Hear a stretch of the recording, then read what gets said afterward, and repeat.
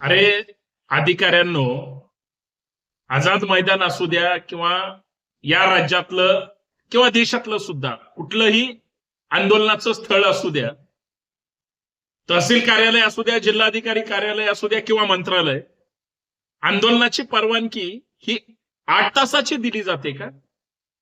अहो, काही काही आंदोलन 8 दिवस, 15 दिवस, महिना, 2 महिने, वर्षभर चालतात.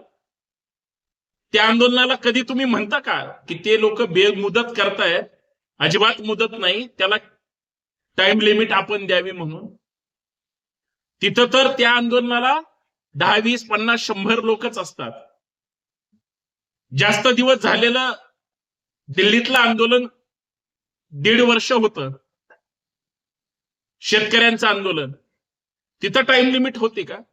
अरे, भारतीय राज्यघटनेने आपला संवैधानिक हक्क मागण्यासाठी आंदोलनाची परवानगी त्या ठिकाणी दिली. आंदोलन करायला तुम्हाला सहमती आहे.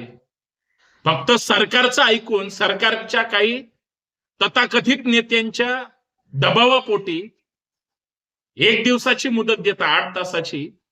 अधिकाऱ्यांना लाजा वाटत नाहीत का रे? तुम्ही खुर्चीवर कुणाच्या जीवामुळे बसलाय? तुमच्या खुर्चीवर बसण्यामध्ये सुद्धा कुणाचा तरी संघर्ष आहे ना? विसरलाय का सगळं? 8 दिवस, 8 तासाची परवानगी असते का हो कधी?